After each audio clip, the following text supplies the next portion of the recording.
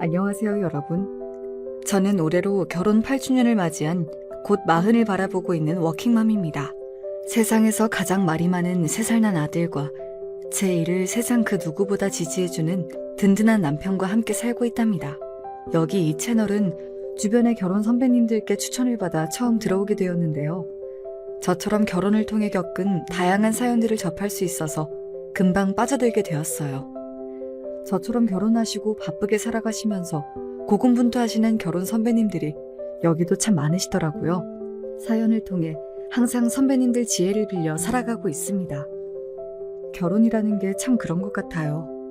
내 남편 하나 믿고 한 결혼이라 하더라도 사람과 사람 사이의 일이다 보니 시댁 식구들과 생각지도 못했던 일들로 부딪히기도 하고, 그래서 뜻밖의 마음고생을 하게 되기도 하고, 그 과정에서 나와 타인의 사고방식이 얼마나 다른지도 체감하게 되면서 말이죠. 어떤 것들은 생각보다 사소해서 이 정도 의견 차이야 가볍게 넘어갈 수 있는 문제도 있지만, 어떤 것들은 그런 가벼운 생각으로는 도저히 넘기지 못할 일들도 있고요. 제가 오늘 들려드린 사연은 후자의 것입니다. 저와 남편은 캠퍼스 커플로 연애를 시작했습니다. 남편이 저보다 1년 후배인데 처음 보자마자 제 눈에 쏙 들어서 제가 적극적으로 다가갔습니다. 제 성격이 워낙 솔직하고 감정을 감출 줄을 몰라서 아마 남편도 일찍이 제 마음을 눈치챘을 겁니다. 학교 다니는 내내 무난하게 연애하고 결혼도 아주 당연하게 지금의 남편과 할 거라고 생각했어요. 그런데 이 남자 직장까지 잡고 안정적인 환경이 되었는데도 불구하고 결혼 얘기를 꺼낼 생각을 안 하는 거예요. 자기, 내가 지금까지는 자기 회사 적응하고 바쁜 거 뻔히 아니까 잠자코 기다렸는데 혹시 나랑 결혼할 생각은 없는 거야? 나랑은 그냥 연애만 하고 싶어? 돌려 말하는 성격이 아니기도 하고 그럴 말재주도 없다 보니 그냥 돌직구로 물어봤습니다. 제 성격을 알면서도 결혼 얘기가 쉬운 것도 아니고 기다리다 못한 제가 대놓고 물었더니 남편도 많이 당황한 기색이었어요. 아니야, 무슨 그런 소리를 해. 손사래까지 치며 강하게 부정하는 남편을 보자 내심 안심이 되더라고요. 사실 남편이 그런 생각을 할 사람이 아니라는 거야 알고 있었지만 제가 결혼 생각이 없으면 또 몰라도 그간 결혼에 소극적인 태도를 보이는 남편에게 알게 모르게 마음을 다치지 않은 건 아니었나 봅니다. 남편은 제가 그렇게까지 생각하고 신경을 쓰고 있는 줄은 꿈에도 몰랐던지 제게 미안한 기색이었습니다. 자기가 속으로 그런 생각을 하고 있을 줄은 몰랐어. 그래, 이제 우리도 결혼 정년기인데 내가 아무런 액션이 없으니까 자기 입장에선 그렇게 생각할 수도 있겠네. 내가 좀 더 신경을 썼어야 하는데 섬세하지 못했어. 미안해. 그러더니 남편이 잠시 머뭇거리는 기색이었습니다. 문제는 자기가 아니라 나야. 정확히는 우리 집안. 그러고 보니 그동안 남편 입을 통해 남편의 집안 이야기를 이렇게 구체적으로 듣는 것이 처음이었습니다. 혹시 결혼을 진행하기에 치명적인 결함이 있는 집안이어서 그동안 결혼에 대한 이야기를 함구한 것일까 불안한 마음이 불쑥 올라왔습니다. 우리 아버지랑 형제들이야 묻어나신 편인데 어머니랑 재수씨가 좀 별나. 그 후로 이어진 남편의 설명은 이러했습니다. 남편의 어머니, 즉 제 시어머니는 어릴 적에 정말로 찢어지게 가난하셨다고 합니다. 그냥 하는 소리가 아니라 말 그대로 하루 밥 벌어먹고 사는 게 매일매일이 전쟁일 정도로 찢어지게 가난한 거요. 저희 시아버지에게 시집 오실 때까지 내내 그러셨다고 합니다. 다른 잡곡이 섞이지 않은 순수한 쌀밥을 드셔보신 게 시집 오신 날 이후라고 해요. 그날 서러움에 통곡하는 시어머니를 달래느라 시아버지께서 아주 진담을 빼셨다는 이야기를 남편도 다 자란 후에야 뒤늦게 들었다고 합니다. 그러다 보니 어머니가 남들 보기에는 좀 궁상 맞아 보인다고 표현하는 게 좀 그렇긴 한데 여튼 10원 한 장 쓰는 것도 온 가족들 눈치를 다 보시고 차라리 억측스러운 성격이시면 본인이라도 뻔뻔하니까 좀 나을 텐데 자라면서 외할아버지 눈칫밥을 하도 먹고 자라시고 동생들 뒷바라지 한다고 어릴 적부터 어른들 사이에서 눈치 보며 돈 버셔서 그런지 지금도 자기 의견을 떳떳하게 말씀을 잘 못하셔. 여기까지 들으니 남편이 왜 그동안 시어머니 얘기를 굳이 꺼내지 않았는지는 이해가 되었어요. 아무래도 콤플렉스가 많으신 자기 어머니 얘기를 쉽게 꺼내긴 힘들었겠죠. 하지만 제 입장에서는 이 정도는 조금 신경이 쓰이긴 하나 성격적으로 무슨 큰 결함이 있으신 것도 아니고 결혼 자체에 회의적일 정도로 문제가 되는 건가 싶기도 했습니다. 아이, 괜찮아. 어머님 입장에서는 자기 인생 열심히 사시느라 상처가 많으셔서 그러신 것 같은데 나 그런 걸로 문제 삼거나 할 사람 아니라는 건 자기도 알잖아. 알지. 그런데 겪으신 게 있다 보니 어머니가 자기보다 더 배운 사람, 더 가진 사람에게는 좀 저자세로 행동하시는 경향이 있어. 그런 사람 말이면 납득하기 어려운 말이나 행동도 따지지 않고 그냥 받아들이시기도 하고. 그거야 어디 어머님 잘못인가요? 그런 사람들한테 갑질하는 사람들이 나쁜 거죠. 문제는 내 동생 부인 되는 사람, 그러니까 재수 씨가 좀 그런 유형의 사람이라는 거지. 그러니까 귀 얇고 자신보다 경제적으로 우위에 있는 사람에게 저자세인 시어머니에게 지금 손 아래 동서될 사람이 갑질을 한다, 뭐 그런 소리인 겁니까? 보통 반대의 경우는 많이 들어봤지만 이런 소리는 또 처음 들어봐서 저는 조금 벙찐 얼굴이 되었습니다. 그러니까 지금 자기 말은 어머님보다는 자기 재수 씨한테 문제가 있다, 그 소리인 거지? 말하자면 그렇지. 남편의 동생인 도련님은 남편보다 1살 아래인 연년생으로 남편과는 다르게 어릴 적부터 소소하게 사고를 자주 치고 다녀서 부모님 속을 적잖이 썩게 하며 자랐다고 합니다. 공부야 당연히 진작 손을 놓은 지 오래였다고 하고요. 대학 진학은커녕 고등학교라도 무사히 졸업하게 하려고 늘 노심초사하셨다고 합니다. 그렇게 간신히 고등학교를 졸업하고 나서도 철이 안 들어 취직도 제대로 안 하려고 하고 몇 년간을 부모 등골을 뽑으며 정신을 못 차린 건 덤이었고요. 그러다 군대에서 제대한 지 얼마 지나지도 않아 지금의 동서와 사고를 쳐 덜컥 애를 만들어 왔다고 합니다. 당연히 집안이 발칵 뒤집어졌겠죠.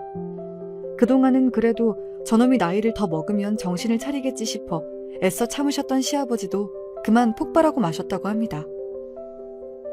아버지 말씀으로는 제 자식이 생긴 상태에서도 제대로 밥벌이할 생각을 안 하면 저놈 사람 만들기는 그른 거라시면서 손자를 위해서라도 더 이상 받아주면 안 된다고 하시더라고. 내 생각에야 진짜 그러셔야 했는데 오히려 늦은 거지 뭐. 그렇게 도련님 내외는 무일푼으로 시아버지 댁에서 쫓겨났다고 합니다. 그래도 제 새끼가 생겼으니 정말로 정신을 차린 건지 도련님은 그 이후로 정비회사에 들어가서 지금까지 잘 다니고 계시다고 했습니다. 아들이 정신 차린 모습을 본 시부모님과도 다시 왕래가 이어졌다고 하고요. 지금은 정신 차리고 사신다니 잘 됐네 뭐. 근데 재수씨가 뭐가 문제인 건데? 문제는 초기에 시댁으로부터 경제적 지원을 받지 못했기 때문에 동서의 친정, 즉 시부모님 입장에서는 사돈댁에서 둘의 신혼 월세집 보증금을 전적으로 해결해 주셨다는 겁니다. 동서 친정 입장에서는 번듯한 사위는커녕 월세집 보증금도 못 해주는 수준의 집안으로 딸을 시집 보낸 셈이 된 거죠. 물론 마음만 먹으면 그 정도 지원이야 못 해줄 집안 형편은 아니었지만 결과적으로 아들이 결혼하는데 아무것도 못 해준 모양새가 된 것만은 사실이라 상대방 집안의 눈길이 고울 리가 없었습니다.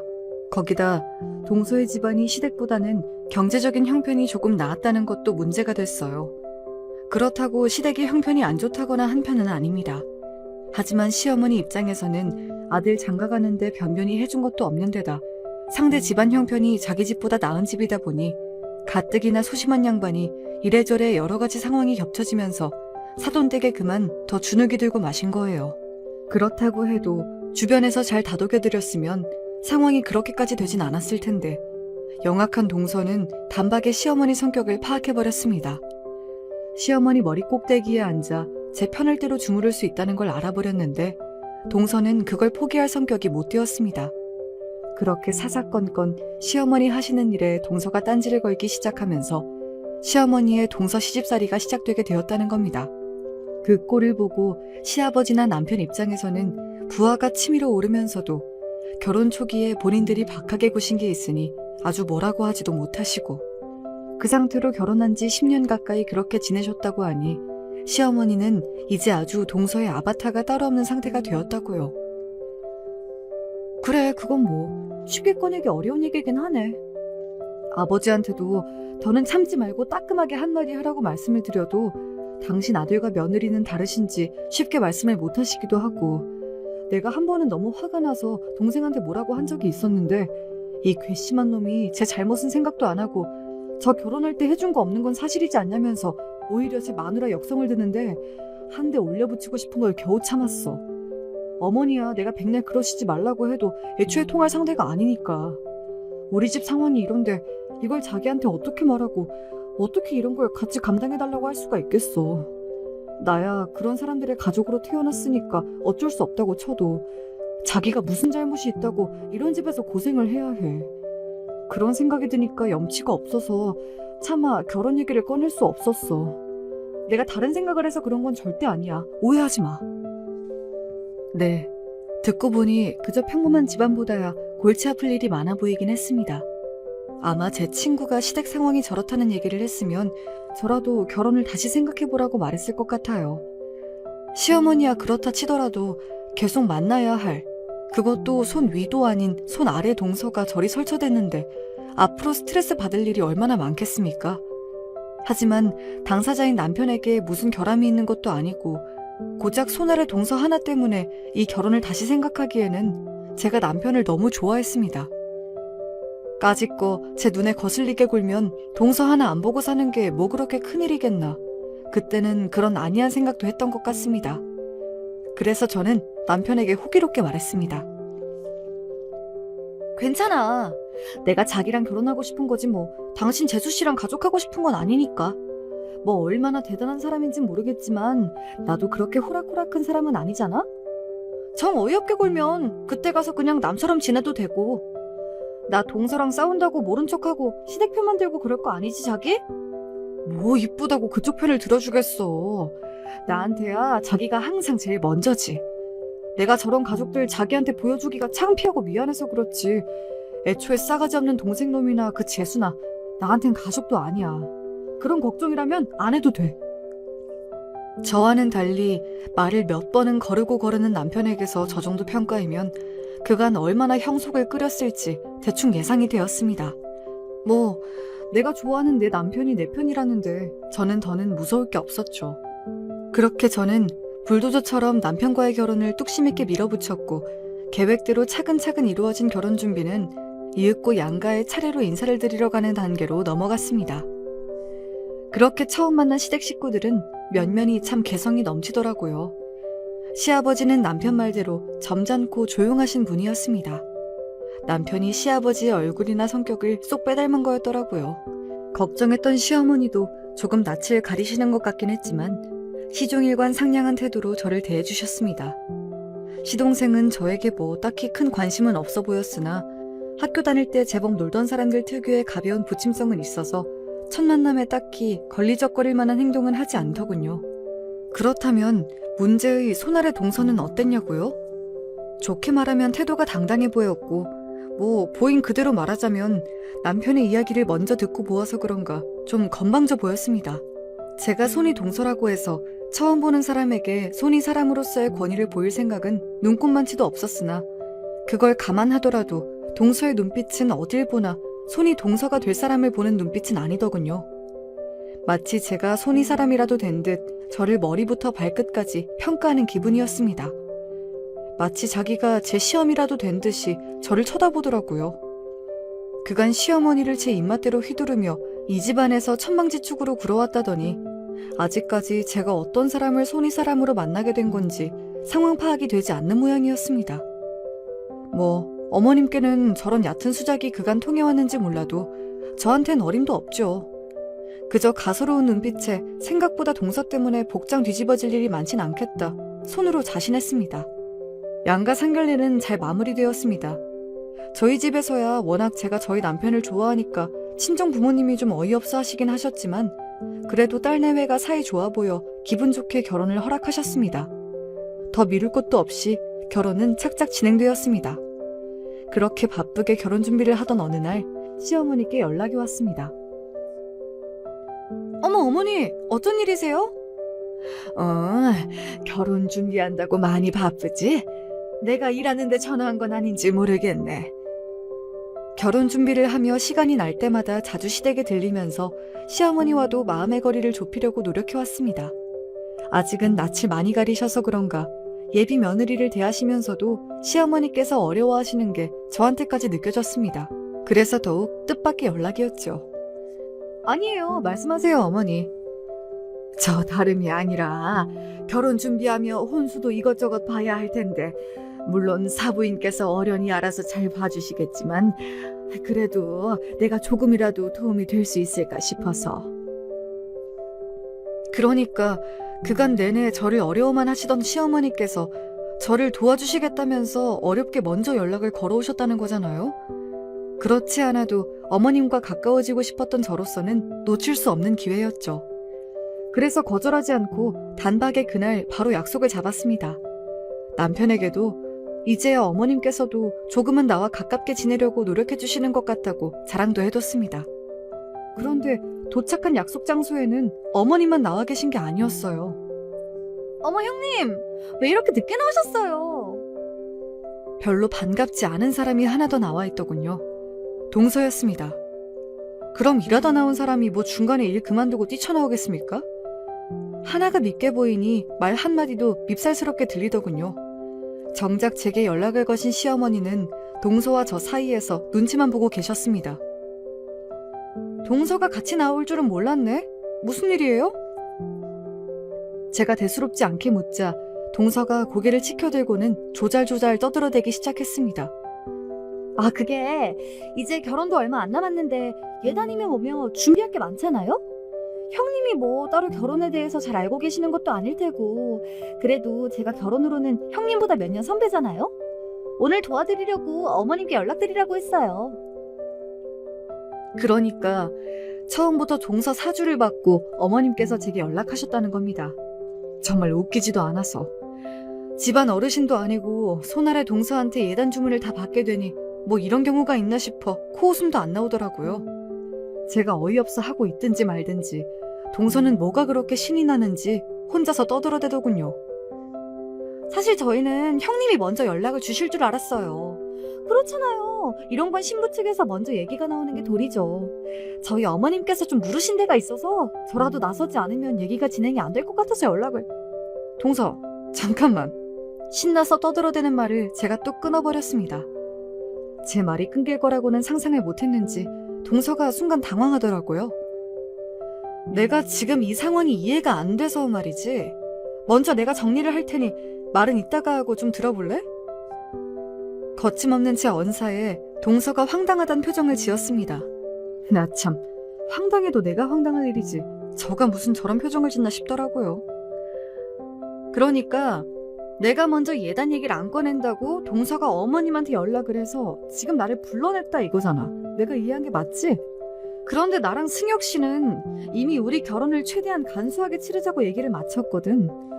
물론 우리끼리 정한 건 아니고 우리 부모님이랑 시부모님께도 모두 상의를 했고 동의해 주셨고 그런데 내가 갑자기 어머님도 아니고 동서한테 불려나와서 이런 얘기를 듣고 있자니 기분이 좀 그렇네.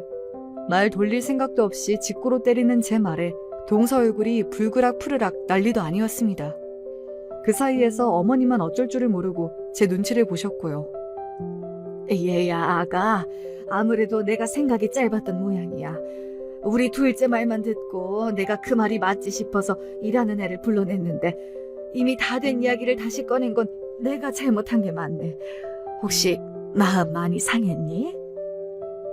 쩔쩔매며 제게 사과하시는 어머님 옆에서 제가 뭐가 분한지 주둥이가 대빨 나와 있는 동서 꼴을 보고 있자니 그동안 이 집구석이 어떻게 돌아갔을지 눈에 훤히 보이는 기분이었습니다.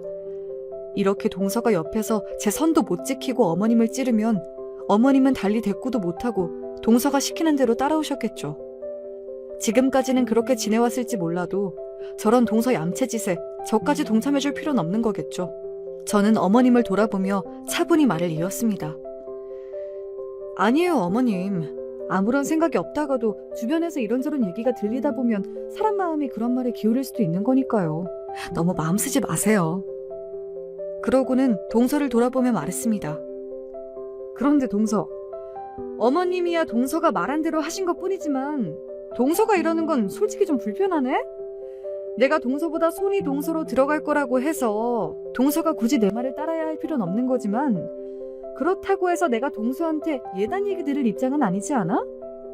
정작 어른인 아버님이나 어머님도 가만히 계시는데 손아래 동서에게 이런 이야기 듣는 건 좀 경우에 맞지 않은 것 같은데?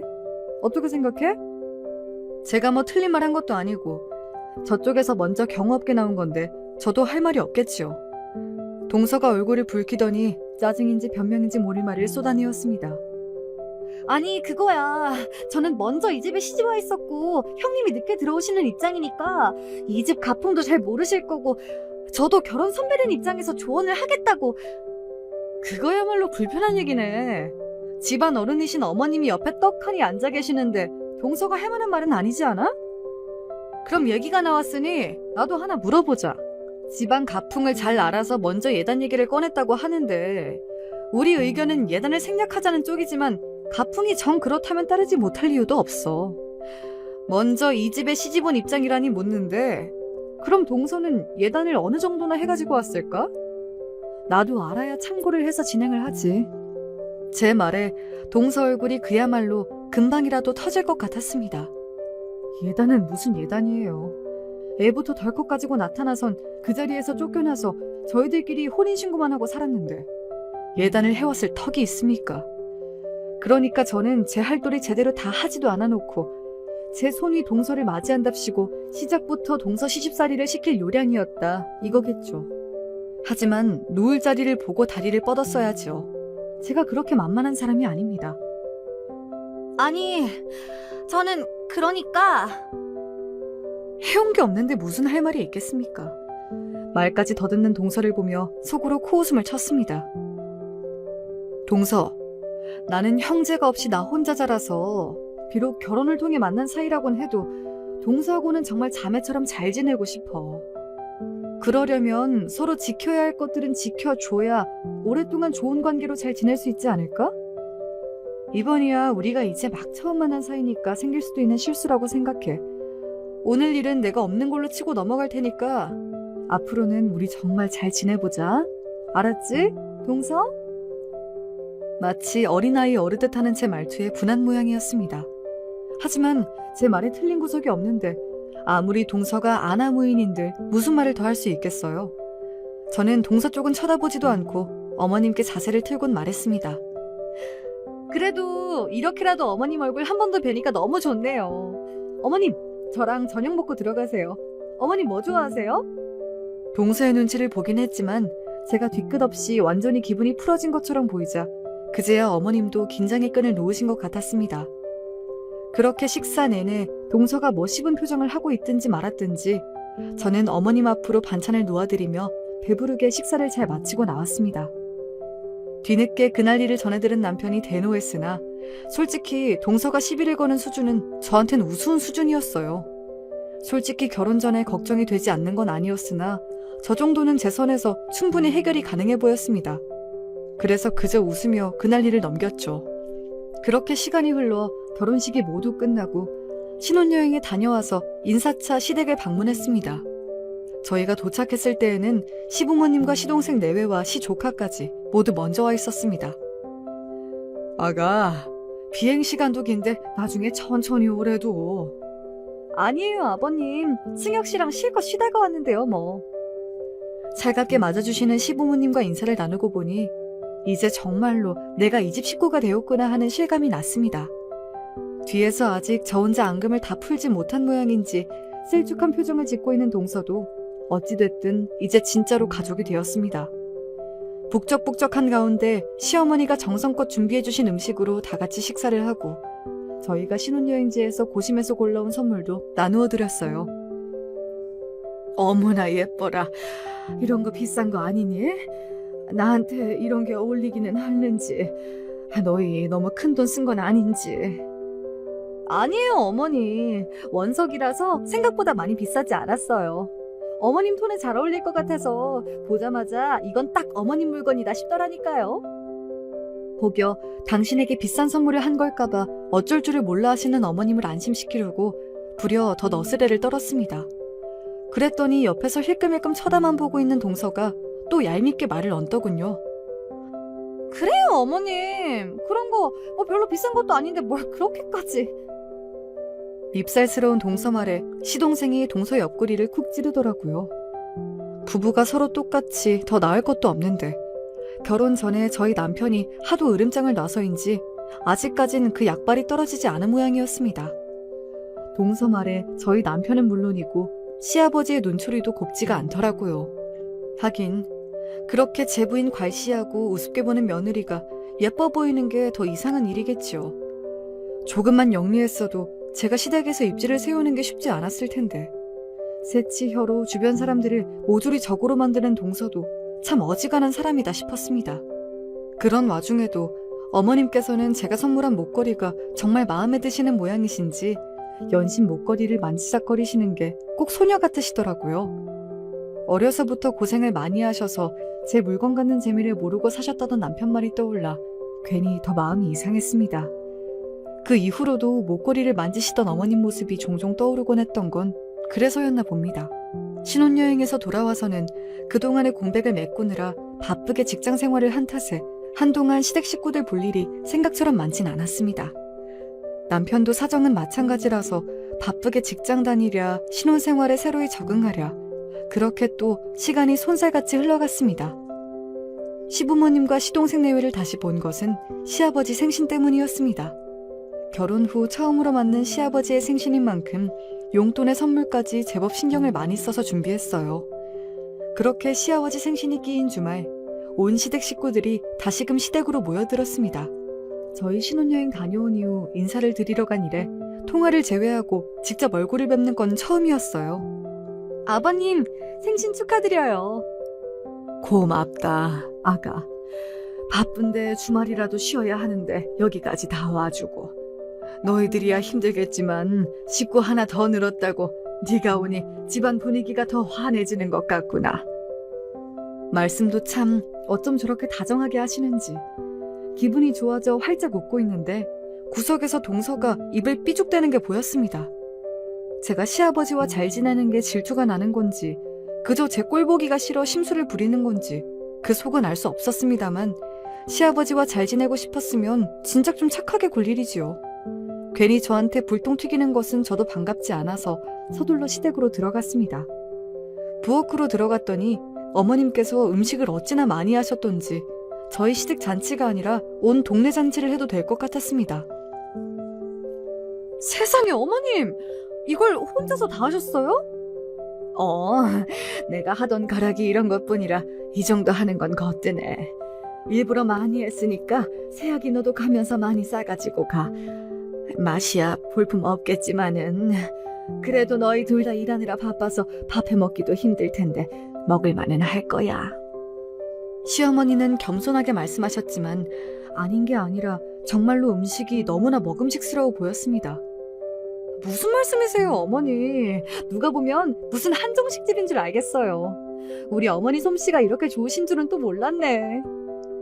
제 너스레에 어머님도 기분이 좋으셨는지 표정이 좀 펴지셨어요. 처음보다는 많이 나아지셨지만 그때까지도 어머님은 저를 조심스럽게 대하신다는 게 느껴졌었거든요. 아무래도 자기가 조건이 좋아서 더 어려워하시는 것도 있는 것 같아. 우리 집에 대학 나온 사람은 나랑 자기가 유일하거든. 평소에도 있는 집 사람 많이 배운 사람 어려워하시니 당신 며느리가 고학력자인 것도 괜히 많이 배우지 못한 자기 때문에 나 책 잡힐까봐 괜히 안 해도 되는 걱정을 하시는 것 같아. 아직도 저를 편치 않아 하시는 시어머니 때문에 속상해하는 제게 남편이 해준 말이 떠올랐습니다. 무슨 대학 나온 게 대단한 벼슬도 아니고 정말이지 안 하셔도 되는 걱정을 하시는 것 같아 속상한 마음이 들었지만 제게 큰 문제가 아닌 일이라도 어머님께는 상처가 되는 일일 수도 있기에 평소 제 성격처럼 시원하게 터놓고 얘기를 하기도 쉽지 않더군요. 그러던 차에 저희를 챙겨주시겠다며 먼저 어머님께서 다가오려고 하시는 것 같아서 기분이 좋아졌습니다. 내가 너희들에게 뭐라도 좀 해주고 싶긴 한데 내가 재주가 이런 것뿐이라서.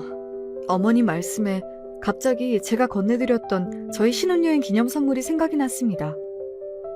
비단 그것 때문만은 아니었겠으나 그러니까 어머님 딴에는 저희에게 감사 인사로 보답을 하시는 거였겠죠. 참 어른에게 할 말은 아니었지만 그렇게 생각하니 어머님이 좀 귀여워 보이기도 했습니다. 그때 동서가 부엌으로 쓱 들어오더군요. 그래요, 형님. 많이 싸가지고 가세요. 여기 비싼 반찬 많네. 어머님 정성에 감동하고 있던 차에 동서가 찬물을 끼얹었습니다. 아니, 반찬이 많으면 많지 갑자기 비싼 반찬 얘기는 뜬금없이 왜 나오는 건지, 어디서 말 기분 나쁘게 하는 학원이라도 다니는 건가 싶었습니다. 이제는 동서의 저런 밉살스러운 말투에도 적응이 됐던 차라 그러려니 하고 대꾸도 하지 않고 넘어갔습니다. 아버님 생신은 화기애애한 분위기 속에서 잘 치러졌습니다. 정성껏 준비한 선물도 잘 전해드렸습니다. 시동생네도 선물을 준비해왔더라고요. 저희가 준비한 선물을 보더니 순간 동서가 표정을 굳혔습니다. 대충 보아도 저희 선물이 동서네가 준비해온 선물보다 더 좋아 보이긴 했습니다. 거기에다 저희는 용돈까지 얹어드렸으니 상대적으로 자기가 준비한 선물이 작아 보여서 기분이 별로 좋지 않나 싶었습니다.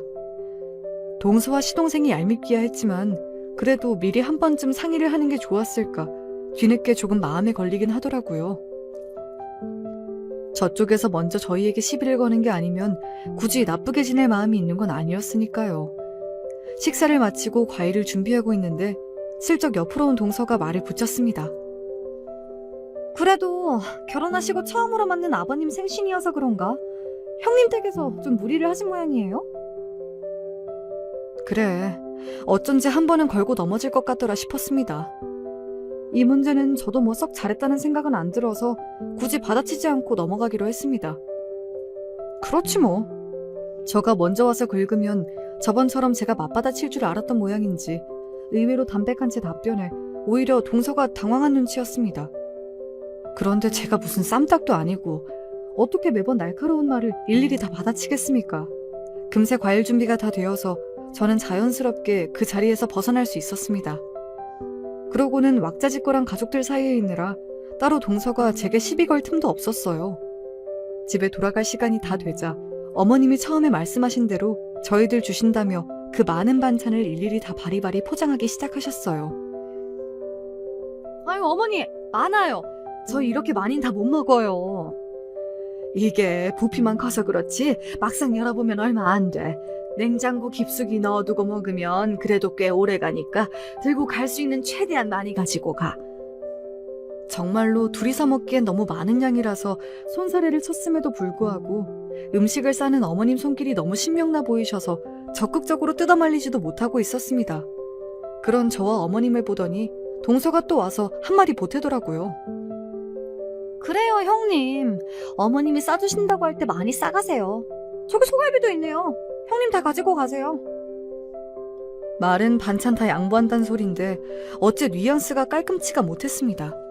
아까 비싼 반찬 어쩌고 할 때부터 느낌이 쎄하긴 했어요. 듣다 보니 꼭 우리 부부가 제대로 밥 먹을 처지도 못 되어서 시댁에서 반찬 얻어다 먹는 것 같잖아요. 이쯤 되니 저도 말이 곱게만 나가진 않더라고요. 왜? 동선에도 좀 싸가지고 가지? 어머님께서 음식하신다고 이렇게 고생을 하셨는데. 저희야 뭐 사다 먹으면 되죠. 형님 많이 가지고 가세요. 시동생네 벌이가 저희 반토막도 채 안 되는 판에 이게 뭔 소린가 싶었습니다. 시동생이야 외벌이인데다 직장도 그리 좋은 편이 아니어서 저들 형편을 빤히 아는데 왜 저러나 싶었어요. 저희는 둘 다 직장을 다니고 있었고 저는 대기업에, 남편은 공기업에서 근무 중이었어요. 뭘로 봐도 저희가 우리한테 할 만한 소린 아니었는데 대체 뭐에 꽂혀서 저런 소리를 하나 싶었습니다. 그새 포장을 마치신 시어머니께서 제 양손 가득 반찬을 안겨주시는 바람에 동서 속을 더 떠볼 새도 없이 시댁에서 떠밀려 나왔습니다. 아무래도 감이 이상해. 왜? 재수씨가 곳에 또 시비를 걸어? 아니, 딱히 대놓고 뭐라고는 못하겠는데 찝찝한 왜 그런 거 있잖아. 또 긁은 거 맞네.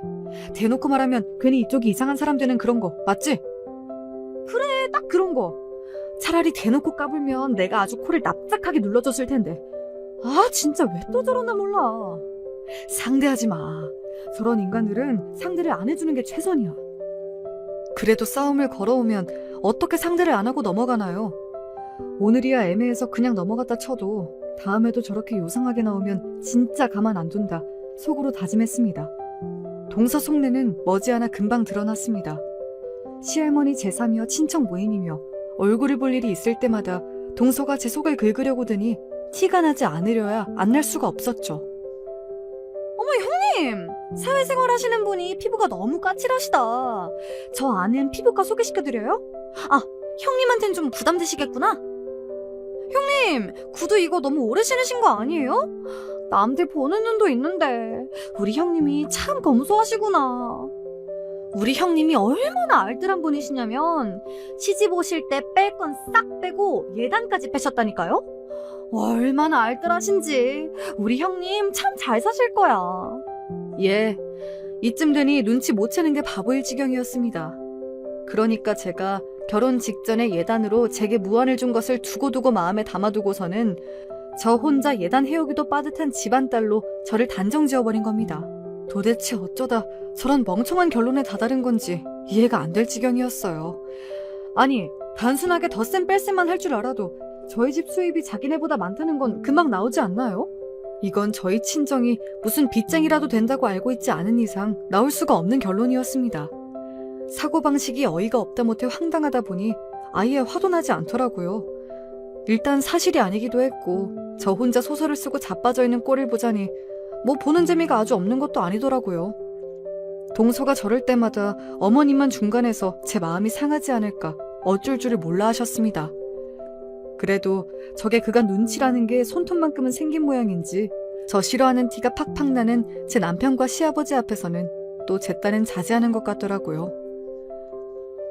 그래 뭐 먹고 사는 거야. 누구나 다 힘들지. 그래, 너는 떠들어라. 딴 생각을 하며 심드렁하게 대꾸했습니다. 저 뻔뻔한 성격에 돈 해달라고 들러붙지 않는 게 다행이려나 하는 생각까지 했으니 저 정도는 타격감도 없었습니다. 뭐 제가 제 입으로 말한 것도 아니고 제 멋대로 한 오해를 제가 굳이 풀어줘야 할 이유도 없었고요. 아가, 너무 마음 쓰지 말거라. 작은 애가 저런 부분에 조심성이 없어서 저런 부분은 내가 지적을 해서 고치도록 도와줘야 하는데 배운 것 없는 늙은이 말이 무슨 힘이 있겠어. 동서가 설치고 다닌 탓에 괜히 시어머니까지 이상한 오해를 하시는 것 같아 그게 좀 신경이 쓰이긴 하더군요. 어머니, 저 그런 걸로 기분 안 상해요. 그리고 저 잘 벌어요. 필요 없는 물건 잘 안 사는 것 뿐이지 그 사람이랑 저랑 잘 먹고 잘 살고 있으니까 이상한 오해하시면 안 돼요. 알았다며 고개를 끄덕이는 시어머니 표정이 영 석연치 않았지만 거기서 해명을 더 늘어놓는 것도 웃기잖아요. 괜히 맘 쓰이는 자식이 된 것 같아 좀 떨떠름했습니다. 그렇게 동서와는 여전히 대면대면한 채로 결혼한 지 어느덧 5년 차에 접어들 무렵 드디어 저희 부부가 바라마지 않던 소식이 찾아왔습니다. 바로 저희 첫 아이 임신 소식이었죠. 양가 부모님 어느 누구라 할 것 없이 모두 기뻐서 어쩔 줄을 몰라 하셨습니다. 제가 자궁이 약한 편이라서 이번에도 해를 넘겨도 아이가 들어서지 않으면 시험관 시술까지 생각하던 중이었어요. 다들 한마음으로 기뻐해 주신 탓에 민망한 마음이 들면서도 저 또한 너무나 행복했습니다. 시부모님 역시 기쁨을 감추지 못하셨습니다. 제게 뭐라도 더 해주시고 싶어서 두 분 다 안달이 나 계셨어요. 하지만 그럼에도 불구하고 저는 그 마음을 다 받아들일 수가 없었습니다. 예, 아가, 아직도 입덧이 그렇게 심하니? 예, 임신을 확인한 지 얼마 되지 않아 시작된 입덧이 꽤 심했습니다. 정말 심한 날은 물도 한 모금 제대로 넘기기 힘들었어요. 가리는 것 없이 평생을 잘 먹어왔던 제 입장에서는 고역도 이런 고역이 없었습니다. 날이 다르게 살이 내리는 제 모습에 시댁 친정 가실 것 없이 걱정이 쏟아졌지요. 네, 어머니, 아직은 많이 힘드네요. 이렇게 힘든 걸 어머니는 어떻게 두 번이나 하셨어요? 제 말에 시어머니께서 안타까워서 어쩔 줄을 모르셨습니다. 얼른 입덧이 끝나야 몸보신이라도 시킬 텐데 발을 동동 구르시는 시어머니를 보며 그간 저를 어려워하셨더라도 제게 애정이 없는 건 아니셨나 보다 싶어서 마음의 위안이 되었습니다. 그렇게 꼬박 3주를 더 고생한 끝에 드디어 지긋지긋한 입덧이 좀 가셨습니다. 저는 그야말로 살판이 났죠. 저뿐만 아니라 양쪽 집안도 축제 분위기였습니다. 제 입덧이 끝났다는 소식에 대번에 저희 시아버지께서 전화를 주셨습니다. 아가, 이제 좀 먹을 수 있다지? 그동안 입덧한다고 제대로 먹은 게 없을 텐데 오늘 저녁에는 식구들이랑 다 같이 너 좋아하는 것 좀 먹자. 그동안 제가 말라갈 때마다 애를 태우신 시부모님을 봐왔기에 그저 말씀만도 감사했습니다. 바로 그날 저녁에 시댁 식구들과 한우 전문점에서 저녁 식사 약속이 잡혔습니다. 평소에도 제가 고기를 좋아하는 편이었는데 입덧하면서는 단 한 점도 넘기질 못했거든요. 예, 오늘은 가격 생각하지 말고 너 먹고 싶은 만큼 실컷 먹어. 네 시아버지가 너 아이 가졌다는 소식 들으셨을 때부터 오늘만 벼르셨어. 돈 얘기라면 항상 움츠러드는 시어머니께서도 오늘만큼은 돈 쓸 생각에 신이 나 보이셨습니다. 다들 저 때문에 같이 마음고생해 주셨는데 저도 오늘을 마음껏 즐기기로 마음먹었습니다. 네, 저 그럼 사양하지 않고 정말 먹고 싶은 대로 다 먹어요. 그렇게 갓 구운 한우 한 점을 입에 넣었습니다. 그동안은 고기 핏물 냄새만 맡아도 토악질이 올라왔는데 부드럽게 넘어가는 식감에 이제 좀 살 것 같았습니다. 시부모님은 저 먹는 것만 봐도 기분이 좋으신지 당신들 드실 생각은 않고 연신 제 앞으로 고기를 구워 밀어주셨습니다. 저도 꼭 먹이 받아먹는 아기새라도 된 양 두 분 애정을 마다하지 않고 열심히 받아먹었습니다. 그렇게 한참을 열심히 받아먹고 있는데 갑자기 가시 돋친 동서 목소리가 들려왔습니다. 형님, 한우 처음 먹어봐요? 누가 들어도 명백한 조롱이었습니다. 동서가 제게 반감을 가진 거야 그 자리에 누구도 모르지 않았지만 날이 날이지 않습니까? 무려 5년 만에 첫 아이를 가진 저희 부부를 축하하는 자리였어요. 그간 대놓고 얘기는 하지 않았으나 동서가 학벌이며 직업이며 제게 열등감을 가지고 있다는 건 잘 알고 있었어요. 그나마 일찍 아이 낳았다는 게 동서가 제게 가진 유일한 우월감이었을 텐데 이젠 그마저도 사라졌으니 배알이 꼴렸을 거라는 건 짐작했습니다. 그렇다고 저렇게 질 떨어지는 시비를 걸어올 줄은 몰랐죠. 재수씨, 지금 그게 무슨 뜻입니까? 대번에 남편 목소리가 날카로워졌습니다. 잠시 멈칫하던 동서는 마치 그간의 한풀이라도 하겠다는 듯 우악스럽게 쏟아내기 시작했습니다. 아니, 그렇잖아요? 뭔 피죽도 못 얻어먹은 사람처럼 없어 보이게 이게 무슨 짓이람? 이제 와서 애 가진 게 뭐 그렇게 대단한 일이라고 온 가족이 다 들러붙어서는. 아무리 아버님이 실컷 먹으라고 했기로서니 무슨 고기 처음 보는 사람도 아니고 짠하게 시리. 친정에서 5년 만에 임신한 딸한테 뭐 안 해줘요? 아, 예단도 못 나는 집안이니 그럴 형편도 안 되려나? 이 여자가 보자 하니까 미쳤나 정말! 내가 그간 벼르고 있었는데 더는 안 되겠어. 자리를 박차고 일어난 남편을 시아버지가 막아서시더니 동서를 꾸짖기 시작하셨습니다. 내가 그간 너 그 방자한 버릇을 알면서도 넘겨줬더니 오늘같이 좋은 날 이런 데워먹지 못한 짓을 해? 네가 우리 집안을 얼마나 우습게 여겼으면 감히 이따위 짓을 해? 꼴도 보기 싫으니 당장 나가! 남편도 시아버지도 그간 참 많이 참으셨으니 반응이야 이해가 갔습니다. 그 자리에 동서 편은 아무도 없었죠. 심지어 시동생조차 저한테 불똥이 튈까 몸을 사리더군요. 참으로 한심하기 짝이 없는 한상이었습니다. 아버님, 당신도 열 올릴 거 없어. 애 들어, 그만해. 오히려 제가 차분히 둘을 진정시키자 그간 한 번도 저희 앞에서 큰 소리 낸 적이 없으셨던 어머님께서 말씀하셨습니다. 아니다. 이건 그냥 들어넘길 일이 아니야. 그간 내가 모자라서, 내가 부족해서, 네가 둘째에게 듣지 않아도 될 소리를 들어도 막아주질 못해서 이런 일이 생긴 거야. 아무리 생각이 없기로서니 어떻게 힘들게 첫 아이 가진 제 손이 동서에게 저런 소리를 해. 도대체 너는 어떻게 생겨먹은 애니? 항상 제게 주눅 들어있던 시어머니에게 처음으로 듣는 야단에 동서가 충격을 받은 눈치였습니다. 그럼 저가 그렇게 설쳐대는데 언제까지 저를 봐주실 줄 알았나 보지. 제가 코웃음을 쳤습니다. 동서도 참 답이 없다. 어떻게 처음 봤을 때부터 지금까지 사람이 발전이 없니? 혼자 무슨 오해를 하고 말 같지 않은 소리를 했더니 또 돈 타령이니? 우리 부부가 너희보다 돈을 벌어도 배는 버는데 결혼 좀 간소하게 했다고 그렇게 내가 가난해 보이디? 허용만 잔뜩 차가지고는.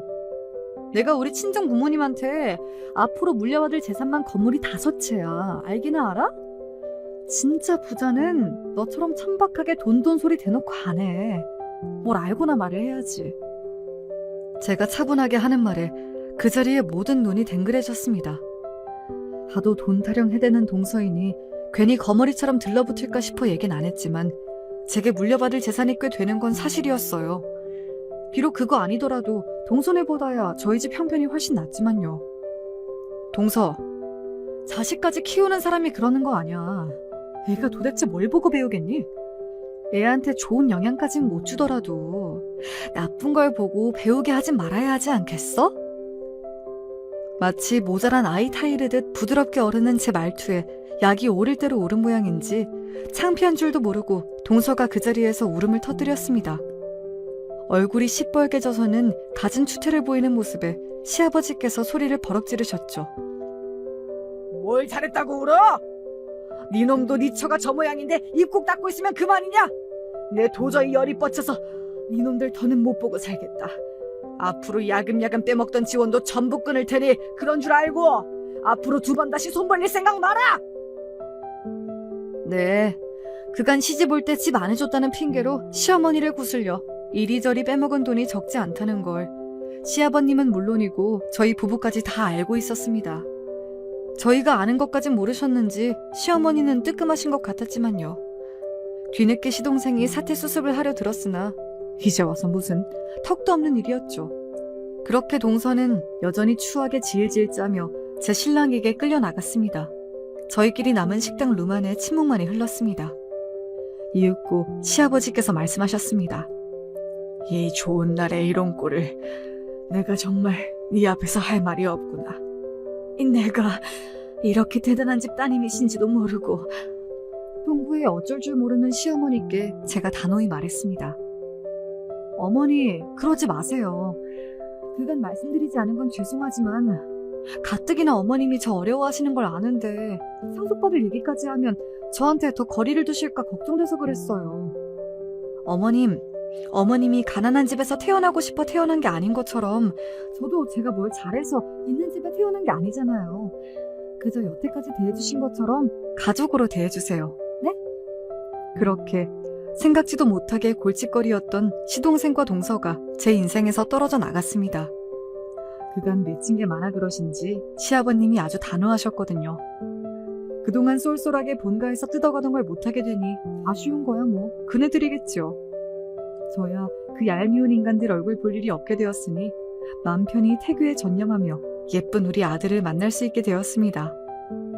한동안 시어머니가 저를 전에 없이 어려워하시던 것이 마음 쓰였으나 중간에 어깃장 놓는 동서가 없다 보니 저도 더 뻔뻔하게 시어머니께 들이댈 수 있었어요.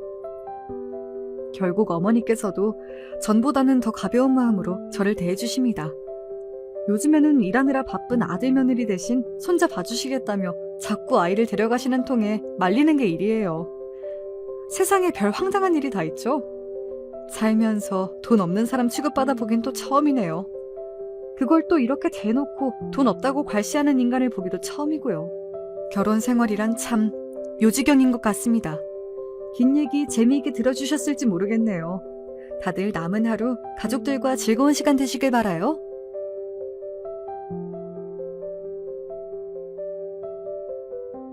안녕하세요. 제 일상의 활력소이자 정겨운 친구 같은 존재 사연에 빠지다 채널에 저의 이야기를 한번 전송해봅니다. 넉넉하진 않아도 부족하지 않게 살던 집이 바로 제 친정이었어요. 하지만 제가 중학교 입학을 앞두고 유독 즐거이 연말을 보내고 있던 때 갑자기 아버지께서 사고를 당하셨고 하루아침에 모든 것이 무너져 내렸습니다.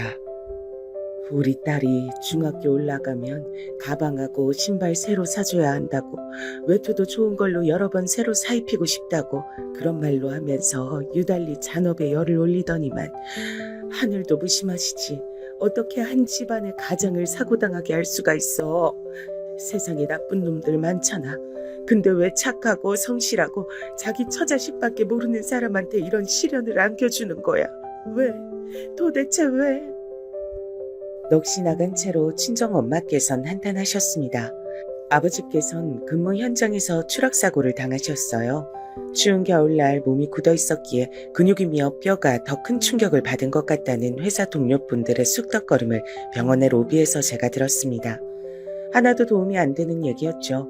아니, 도리어 제 마음을 더 아프게 만드는 얘기일 뿐이었습니다. 아버지께선 말 그대로 죽다 살아나셨어요. 주변에서 모두가 목숨을 건진 게 신기하다. 아무래도 하늘이 도왔나 보다 했습니다. 그러나 저희 가족은 하늘이 원망스러웠습니다. 제 유일한 형제인 친정 오빠는 그때 중학교 3학년이었는데요. 원래 진학하려고 했던 고등학교를 포기하고 취업에 당장 도움을 줄 수 있는 다른 고등학교를 가겠다고 해서 엄마께서 노발대발하셨습니다. 절대로 안 돼. 네가 그런다는 얘기를 네 아버지가 들으셨으면 무조건 반대하셨을 거야. 아직까지 제대로 의식을 차리지 못하고 계시지만 네 아버지 반드시 의식 돌아오실 거고 우리 가족 일상으로 돌아올 사람이야. 달라진 건 있지만 끝난 건 없어. 그러니 네가 섣불리 원했던 고등학교 진학 포기한 걸 알면 네 아버지가 얼마나 자책하시겠니. 그런 모습을 난 두고 볼 수가 없구나. 벌써부터 돈 걱정하지 말고 넌 네가 원하는 공부하도록 해. 알았지? 적극적으로 오빠를 설득하셨죠. 사고 이후 단 한 달 만에 무섭도록 쌓인 병원비를 눈치채고서 오빠는 돈 걱정부터 하기 시작했지만 엄마께선 자식이 그러는 모습을 볼 수 없으셨던 겁니다. 아버지께서 몸담고 계셨던 회사에서 나온 보상금은 터무니없이 자그마한 금액이었습니다. 친척분들은 그걸 누구 코에 붙이냐며 분노하셨고 다들 당시의 형편이 썩 좋지 못하였지만 십시일반으로 돈을 조금씩 거둬 저희 집의 도움에 손길을 보태주셨어요. 그런 덕분에 엄마께서 내내 병원 생활하시며 버틸 수 있었던 겁니다. 하지만 금세 한계가 보였고 오빠의 고등학교 진학과 저의 중학교 진학이 하필이면 맞물린 상황에서 엄마께선 있는 대로 돈을 빌리셨습니다. 각종 대출을 받는 것도 불사하셨죠.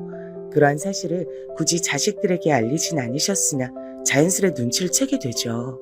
인생에서 장담할 수 있는 건 아무것도 없는 것 같아요. 여러분도 한 번쯤은 이런 점을 살면서 느껴보셨을 테죠.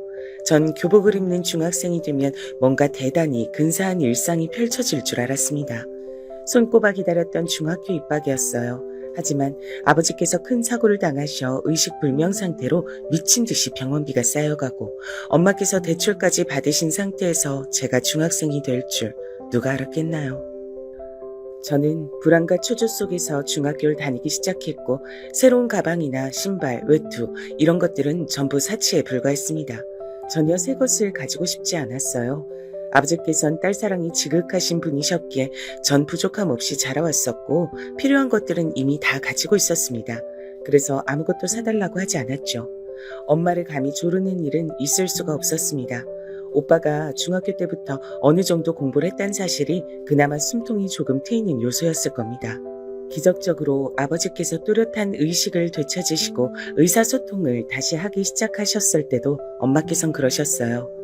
여보, 그래도 우리 아들이 공부 하나는 잘하잖아요. 좋은 대학 가서 좋은 직장 잡아서 어떻게든 집안 먹여 살려주겠죠. 그때까진 내가 이 한 몸 부서져라 노력하고 버팀대요. 그러니까 자책하지 말고 건강을 회복하는 것에만 집중해요.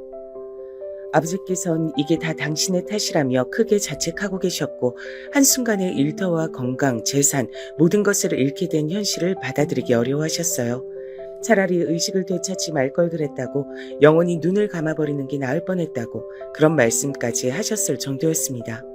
그 앞에서 엄마께서 위로를 해주셨고 용기를 불어넣어주셨는데 그게 바로 오빠가 앞으로 잘 풀릴 거란 기대였던 겁니다. 어렸을 땐 하도 까불거리고 재수없게 잘난 척을 해대서 저와 다투기도 많이 다투었던 오빠였는데 어느새 얼굴에 장난기가 사라져 있었고 한없이 진지하고 어두운 기운이 내려앉아 있었습니다. 당시엔 저 자신도 너무 힘이 들어서 세상에서 저만큼 불행한 아이는 없을 거라는 자기 연민에 빠져 있었기에 몰랐는데 오빠의 고등학교 생활이야말로 무척이나 힘들었을 거예요. 반드시 본인이 좋은 대학과 좋은 직장을 가야 한다는 압박감을 그때부터 느끼고 있었으니까요. 그 괴로운 심정을 당시엔 헤아려주지 못했던 것이 시간이 흘러 너무 미안하더라고요. 아버지께서 어렵사리 퇴원을 하신 이후 거동이 불편하셔 집에서만 지내셨는데요. 학교를 마치자마자 집에 와서 아버지를 보살피는 건 저의 몫이었습니다. 오빠는 하루 종일 학교에 붙어 있었으니까요. 밤 11시가 넘어서야 집에 왔고 아침 7시면 학교를 가는 게 당시 오빠의 일과였습니다. 반면에 저는 학원 한 군데를 안 가고 있었으니 수업이 마치자마자 집으로 와서 아버지를 보살폈죠. 혼자선 모든 걸 하기 어려워하셨거든요. 엄마께선 아버지께서 퇴원을 하시자마자 일자리를 구하셨습니다. 단순 노동을 반복해서 하는 공장 일이었어요. 근데 그게 3교대였죠. 아침에 일을 나가실 때도 있었고 남들이 일을 마치고 퇴근하는 저녁 시간에 출근 준비를 하실 때도 있었습니다. 전 자연스레 엄마를 대신해 모든 집안일을 하기 시작했고 엄마의 도시락도 싸기 시작했죠. 우리 딸이 고생해서 도시락 싸주는 덕분에 언제 어느 때고 출출하지 않게 일을 할 수 있어 얼마나 좋은지 몰라. 속도 든든하고 마음은 더 든든해. 내가 고생은 무슨 고생을 한다 그래요. 엄마가 고생하시는 거죠. 아니야. 엄마 눈엔 다 보여. 우리 딸이 최고로 고생 많이 해서 우리 집 받쳐주고 있는 거 다 알아. 늘 고맙다. 근데 우리 딸 정말로 학원 안 다녀도 괜찮겠어? 다음 달부터 영어 학원이라도 하나 다녀야 되지 않겠어? 요샌 입시 학원들 다 다닌다 그러잖아. 우리 딸만 혼자 계속 아무것도 안 하면 혹시 친구들 사이에서 소외되거나 그럴까봐 엄만 그게 신경 쓰여.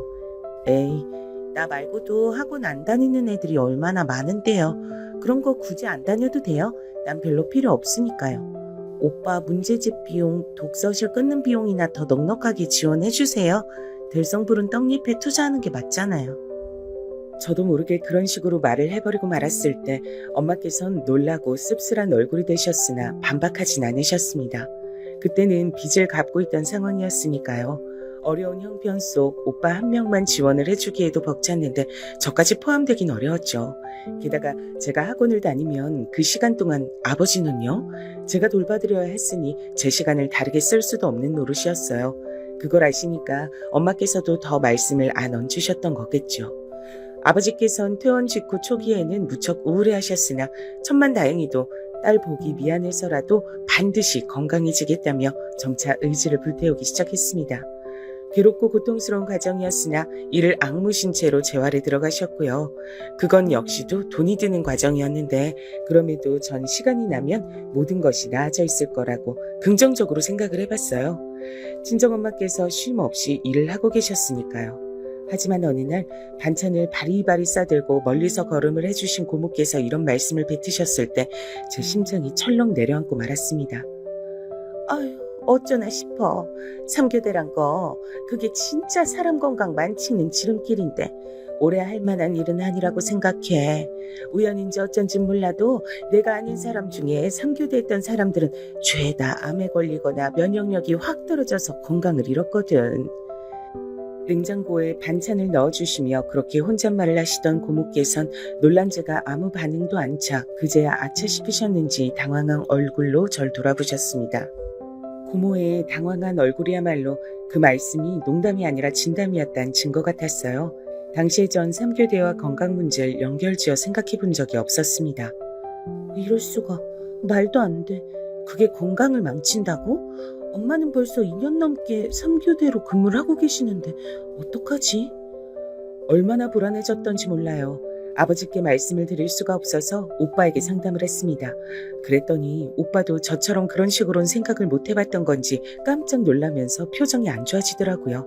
이튿날 엄마와 밤 늦은 시각에 부엌에서 친정오빠가 대화를 나누었습니다. 아버지의 사고 이후로 좁은 집으로 이사를 갈 수밖에 없었기 때문에 방에서 부엌은 무척 가까웠죠. 얼핏 대화 내용이 들린 것도 같았는데 두 사람이 목소리를 작게 하고 있어 구분은 어려웠고 다만 오빠가 대학 입학을 하면 3교대를 그만두신다는 식으로 엄마께서 말씀을 하시는 듯 싶었습니다. 전 그것만으로도 다행이라 생각이 들었어요. 오빤 저에게 너무 걱정하지 말고 학교 생활 잘하라고 해주었고요. 입시의 막판까지 사력을 다해 공부를 하는 오빠를 보며 전 저렇게는 못할 것 같다는 생각을 더 강하게 하게 됐습니다. 슬프게도 전 공부와 인연이 없는 머리 같았거든요. 저는 여자 상업고등학교로 진학을 결정했고 부모님께선 곧장 수긍을 해주셨습니다. 그리고 오빠는 본인 스스로의 기대에 조금은 못 미쳤으나 굉장히 좋은 대학교에 합격했어요. 부모님과 전 너무 기뻤고 서로를 얼싸안으며 눈물까지도 조금 글썽일 정도였는데요. 오빠는 정작 스스로 만족스럽지 못했던 것 같아요. 내가 더 잘했어야 했는데 내가 우리 가족 책임지고 앞으로 먹여 살려야 하는데 대학이 첫 단추였잖아. 그런데 대학 입시를 이 지경으로 망쳐놔? 재수생활 한다는 건 말도 안 되는 것 같고 그냥 이대로 입학해야 하는데 갑갑해서 미치겠다. 나란 놈은 이 정도밖에 안 되는 거였구나. 새해가 밝기가 무섭게 오빠의 동갑 친구들은 전부 술을 마실 수가 있는 나이가 되었다면서 전부 신이 나서 각종 술집을 전전해 다니며 놀고 있었던 시기였는데 오빤 꼴랑 맥주 한 캔을 사다가 집 근처의 놀이터에서 밤늦게 홀로 마셨고 쓰레기를 버리러 나갔던 제가 그 모습 보고 슬그머니 다가가 봤는데 술주정으로 그런 소리를 하고 있었어요. 오빠가 지니고 있었던 중압감이 저에게 그대로 전달되는 것만 같아서 저는 울컥하고 말았습니다. 집에 와서 몰래 울었고 부모님께는 비밀로 했죠.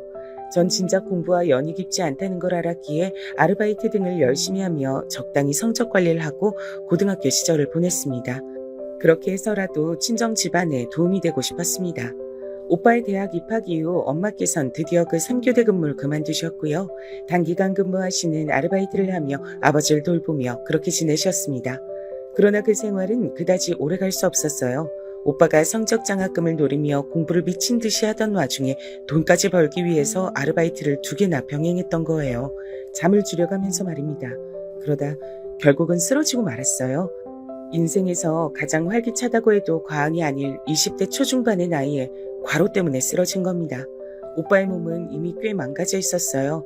원인 불명의 두드러기가 온몸에 간헐적으로 돋아나 있었으며 예고 없이 찾아오는 위경련으로 인해 엄청나게 고생하고 있던 와중이었죠. 스트레스가 극심해서 두통도 만성이 되었고요. 내 새끼가 죽도록 고생하고 있었는데 그 지경이 되도록 난 엄마라는 사람이 대체 여태까지 뭘 하고 있었던 거야? 전부 다 내 잘못이야. 엄마께선 크게 자책하셨고 즉시 아르바이트 일을 그만두셨어요. 혹시나 또 3교대 근무를 하실까봐 걱정이 되다 못해서 겁이 난 전 아버지와 합세해서 그것만은 못하시도록 말렸습니다. 그래서 하시게 된 일이 바로 식당 일이었어요. 중식당에서 각종 주방의 허드렛 일을 하시다 좀 더 체계적인 일로 옮겨가셨는데 그곳은 꽤 오래됐으며 규모가 있는 국밥집이었습니다. 엄마께선 일이 즐겁고 보람되다고 하셨으나 국밥집에서 일을 시작하신 지 5개월 정도가 됐을 때 제가 아버지를 부축해서 모시고 그곳을 가본 적이 있었어요. 한적한 시간대였는데 딱 봐도 주방이 터줏대감처럼 보이는 어떤 분이 엄마를 몹시도 구박하면서 삿대질을 하셨고 힘든 일을 지시하는 광경이 눈에 들어왔습니다. 엄마의 옆 얼굴은 무척 고단해 보였으나 애써 입가엔 희미한 미소를 유지하고 계셨어요. 사실 네 엄마가 무슨 잘못이 있겠냐. 네 엄만 평생에 결백했고 아무 잘못도 없었다.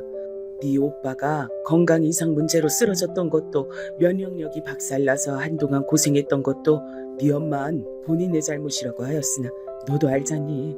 그게 어떻게 네 엄마 잘못이야. 나의 잘못이지. 네 엄마의 잘못이 딱 하나 있다면 인생이 잘못된 나 같은 사람과 결혼했단 거 그거 하나뿐이야. 저렇게 고생하며 살 여자가 아니었는데 괜히 날 만나서 저렇게 됐어. 아버지, 왜 그런 말씀을 하세요? 그러지 마세요. 이제 우울한 생각 안 하시기로 하셨잖아요. 힘내서 잘 살아볼 생각만 하시겠다고 전에 분명히 저한테 그러셨잖아요. 그러니까 제발 그런 식으로 말씀하지 마세요. 듣는 제 마음이 아플 거란 건 왜 생각 못 해주시는 건데요. 너에게도 정말 미안하다, 우리 딸. 세상에서 가장 귀하게 키워주고만 싶었는데 내가 바랬던 건 그것뿐이었는데 그거 하나가 이렇게 어려웠다니 내가 미안해. 그날은 친정아버지와 서로 눈물을 힘껏 참으며 집으로 돌아갔습니다. 지나가던 사람들이 의문스러운 눈길을 보냈으나 저희 부녀는 그런 것 따위 조금 더 신경 쓰지 않고 서로를 마음속으로 다독이며 집으로 돌아갔어요. 그날 늦은 저녁 하필 그날따라 엄마께서 밝게 웃으시며 식당 일이 정말 할만하다고 말씀을 하셨어요. 김치 양념을 많이 바른다고 해서 능사가 아니더라. 적당히 양을 딱 맞춰야 시원하고 간이 맞는 걸 새로 알았지 뭐니. 여러 가지 많이 배우는 것 같아. 이러다 나중에 각종 요리의 달인이 되는 건 아닌가 몰라. 밝게 웃으며 말씀을 하셨으나 무릎과 정강이해 보이는 새로운 멍자국, 거칠어진 손끝, 무엇보다 웃음으로도 숨겨지지 않는 피곤해서 거뭇하게 된 엄마의 눈가가 자꾸만 제 눈에 들어왔습니다. 그것은 아버지도 마찬가지셨을 거예요. 마치 짠 것처럼 저와 눈이 딱 마주쳤죠. 그러자 저와 아버지는 동시에 슬쩍 웃으며 친정 엄마를 향해 잘 되었다고 파이팅하라고 그런 응원이나 건넸습니다. 그러면서 속은 문드러지고 있었죠. 남들은 그저 평범하게 잘만 사는 것 같던데 제가 다른 집들의 속사정까진 알 길이 없었으나 적어도 겉보기엔 다들 저희 가족들보다 안 힘들게 사는 것 같았어요. 아등바등 노력을 아무리 해봐도 슬픈 집은 저희 친정집밖에 없는 듯 싶었습니다. 사실 여자 상업고등학교 그것도 도중에 그만두고 싶었고 돈이나 많이 벌고 싶었으나 부모님께서 만류해 주셔서 간신히 졸업장을 딴 것이었어요. 결과적으로 전 고등학교 졸업이라는 최소한으로 필요한 학력이 있었기 때문에 이곳저곳에 이력서를 넣을 수 있었습니다. 시간이 지날수록 그 위력이 실감됐죠. 부모님께서 고등학교 졸업장은 꼭 있어야 한다고 말씀하셨던 게 맞았던 거였죠. 참고로 대학 진학은 깔끔하게 포기한 지 오래였습니다. 오빠가 건강이 너무 안 좋아서 결국 대학교를 도중에 휴학까지 했어야 됐으므로 제가 빨리 직장을 잡는 게 최우선이라고 생각을 진작 했었어요. 일을 하면서 제 목표는 저희 가족의 행복이었습니다. 엄마께서 일을 그만두시고 편하게 쉬시는 것, 오빠가 자신감을 되찾고 부담감을 내려놓고 여유롭게 일상을 사는 것, 그리고 아버지께서 진정으로 즐겁고 행복한 웃음을 지으시는 것, 그것뿐이었죠. 조금은 부당한 대우를 받으며 이를 악물고 버텼던 첫 직장의 시간이 지나고 23살 때 성공적으로 이직을 해서 다닌 직장에서 엉덩이를 딱 붙이고 경력을 쭉 쌓아갔는데요. 유일하게 저와 사적으로 친해진 직장 동료가 어느 날 저와 따로 밥을 먹다가 저에게 꿈이 뭐고 앞으로의 목표가 뭐냐고 물어보길래 가족의 행복이라고 대답했거든요. 그러자 직장 동료가 숟가락을 내려놓더니 눈물을 훔쳤어요. 그렇구나. 너무 의외의 답변이라 놀랐어. 그리고 조금 부럽네. 뭐? 부럽다고? 내가? 너 지금 그거 나 놀리는 거 아니고 진심으로 하는 소리가 맞아? 당연하지. 내가 널 뭐하러 놀리겠어. 진짜로 부러워서 그래. 난 부모님이 안 계시거든. 교통사고로 내가 중학교 때 두 분 다 돌아가셨어. 친척들이라고 하는 작자들은 죄다 도둑놈 식구들 뿐이었지. 차라리 벼룩에 간을 빼먹지. 어떻게든 챙겨갈 게 있을까 해서 눈만 빛내더라. 그때부터 어른들을 의지하지 않게 됐어. 나에겐 언니가 유일한데 가족이야. 나보다 4살 많은데 고3 때 자퇴했고 날 위해서 자기 청춘을 다 바쳤어. 우리 자매 어떻게든 이 악물고 번듯하게 잘 살아보자면서 그거 하나만 바라보고 있는 언니는 매일을 버텼지. 그래서 내가 고등학교도 나오고 전문대도 나올 수 있었던 거야. 전혀 몰랐어.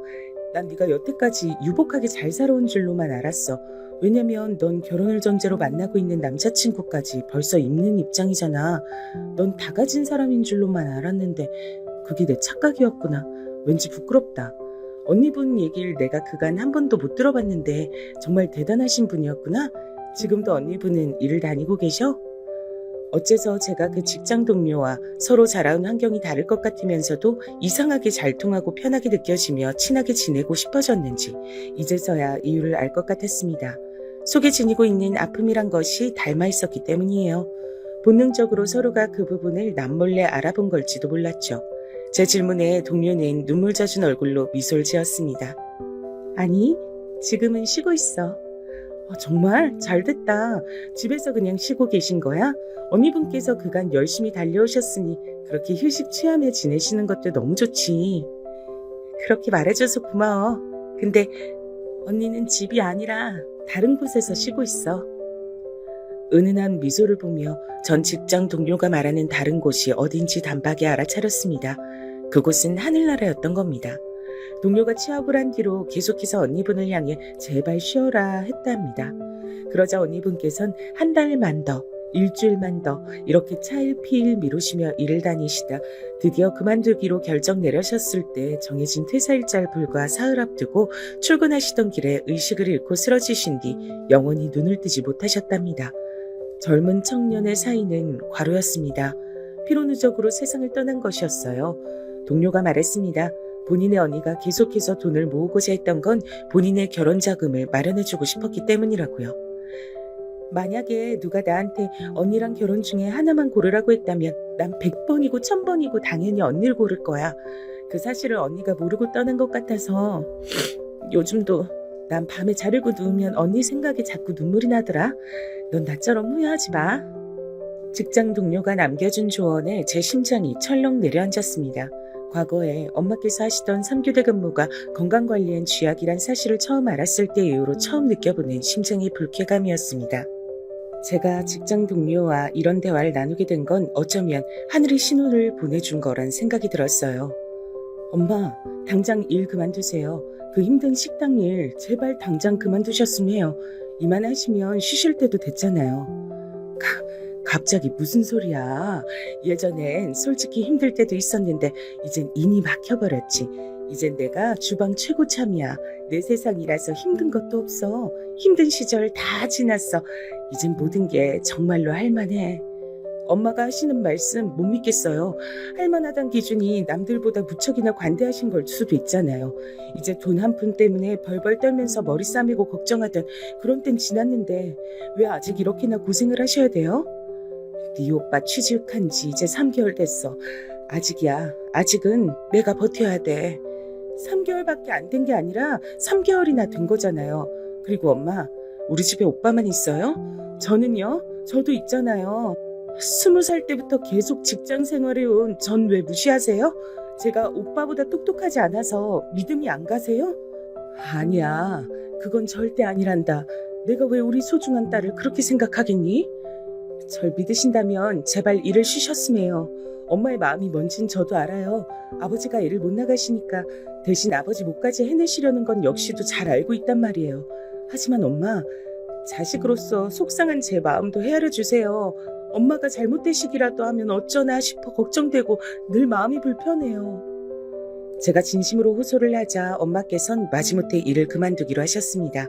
당장 그만두셨으면 했던 게 본심이었으나 책임감 있게 마무리를 하고 나와야 한다 주장하셔서 결국 2달은 더 근무를 하셨죠.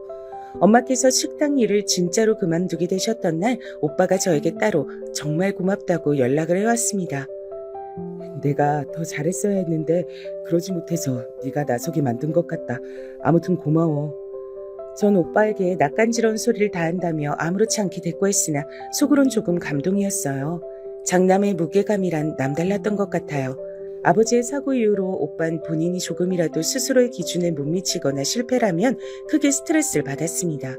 어떻게든 본인이 해내야 한다는 압박감을 가지고 있었죠. 바로 그 점 때문에 오빤 결혼이라는 것마저 두려워하며 망설였습니다. 건강 문제 때문에 예상보다 졸업까지 오래 걸렸고 이모저모가 있긴 했으나 결국은 나름 괜찮은 회사에 자리를 잡은 오빠였습니다. 그런 인물이 결혼에 회의적인 게 이상해서 친정부모님께선 슬슬 걱정을 하셨고 제가 나서서 한 번은 대놓고 물어봤었어요. 그랬더니 오빠가 저에게만 속내를 밝히겠다고 하시며 이렇게 대답을 하더군요. 나는 우리 부모님을 최고로 잘 모시고 공경해줄 여자하고 결혼하고 싶은데 그런 여자가 과연 있을까? 설사 그런 여자 같아서 결혼을 한다고 해도 만약에 속으로 몸이 불편하신 우리 아버지를 욕하거나 귀찮아하면 어떡하지? 마음 여리신 엄마 머리 꼭대기에 서려고 하면 그건 또 어떡하고. 가장 걱정되는 건 내가 꾸린 가정을 더 중요시하게 될지도 모르는 내 자신의 변화야. 그게 너무 끔찍하다. 그런 불효는 저지르고 싶질 않아. 듣는 것만으로도 왠지 숨이 턱 막힐 것 같았어요. 얼마나 많은 고뇌를 하며 살고 있는 것인지 저도 고군분투하며 살아왔다고 생각했지만 오빠에 비하면 못 미치는 듯 했습니다. 그리고 무엇보다 오빤 저를 먼저 결혼시키고 싶다고 했어요.